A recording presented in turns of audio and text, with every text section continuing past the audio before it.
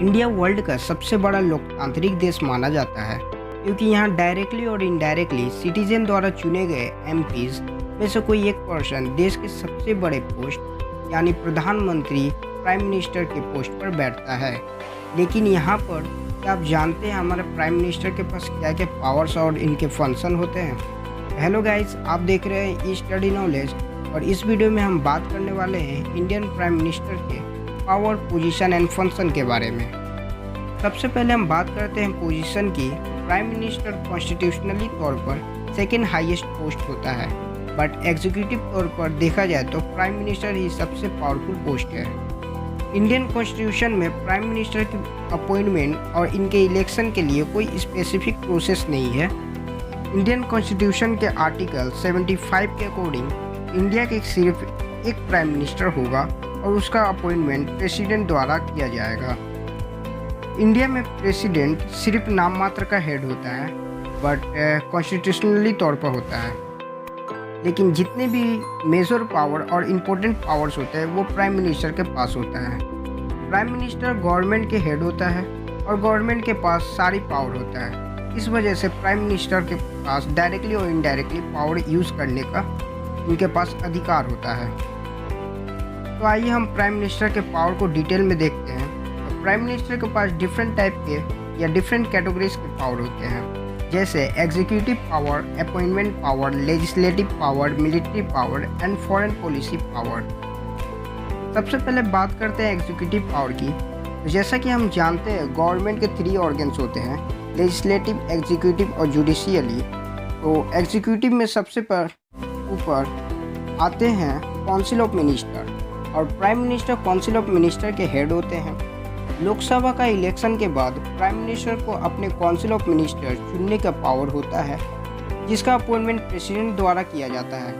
Prime minister के सिफारिश पर काउंसिल ऑफ मिनिस्टर बनाने के बाद पीएम ये डिसाइड करते हैं कि किस मिनिस्टर को कौन सा डिपार्टमेंट मिलेगा और वह किसी भी मिनिस्ट्री को उसका डिपार्टमेंट से इंचार्ज या डिस्चार्ज कर सकते हैं। काउंसिल ऑफ मिनिस्टर के हेड होने के नाते वह किसी भी डिसीजन को अपने अकॉर्डिंग चेंज कर सकते हैं। यहाँ तक कि प्राइम मिनिस्टर मिनिस्ट्री के किसी भी डिपार्टमेंट को डिज़ाइन करने के लिए वह सिफारिश भी कर सकते हैं। अगला है अपॉइंटमेंट पावर। प्राइम मिनिस्टर का यह अधिकार होता है कि वह प्रेसिडेंट के सजेशन दे सकता है किसी भी गवर्नमेंट अधिकारी के अपॉइंटमेंट के लिए, जैसे कि CAG, controller auditor general of India, attorney general of India, solicitor general of India, election commission and RBI governor etcetera. Next है legislative power. Prime minister president को लोकसभा भंग करने या उसे नए सिरे से स्टार्ट करने का सलाह दे सकता है।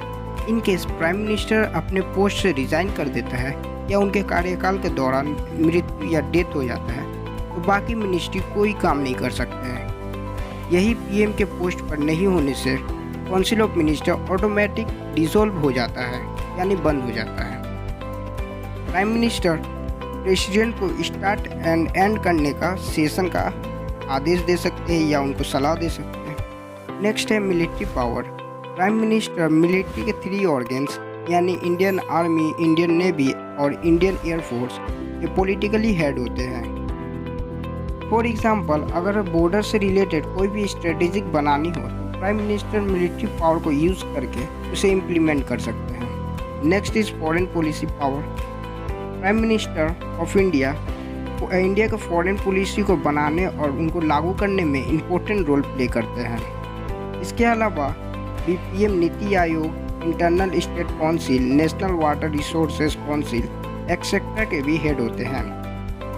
प्राइम मिनिस्टर इमरजेंसी सिचुएशन के टाइम पे पॉलिटिकली लेवल पर वह डिस्चार्ज मैनेजमेंट डिपार्टमेंट के भी हेड होते हैं। तो दोस्तों, ये भी इंडियन प्राइम मिनिस्टर के बेसिक पावर। इनके अलावा भी कई और पावर हैं। अगर आप जानते हैं तो इसे ज़रूर कमेंट सेक्शन में बताइए। चलिए अब बात करते हैं इंडियन प्राइम मिनिस्टर की इम्पोर्टेंट ड्यूटीज़ के बारे में। प्राइम मिनिस्टर का यह ड्यूटी होता है कि भारत के सभी इम्पोर्टेंट पॉलिसीज अनाउंसमेंट करे, जैसे कि स्वच्छ भारत अभियान, GST, demonetisation etcetera. Prime minister central government के चीफ स्पोक पर्सन होते हैं बिकॉज वह रूलिंग पार्टी का नेता होते हैं।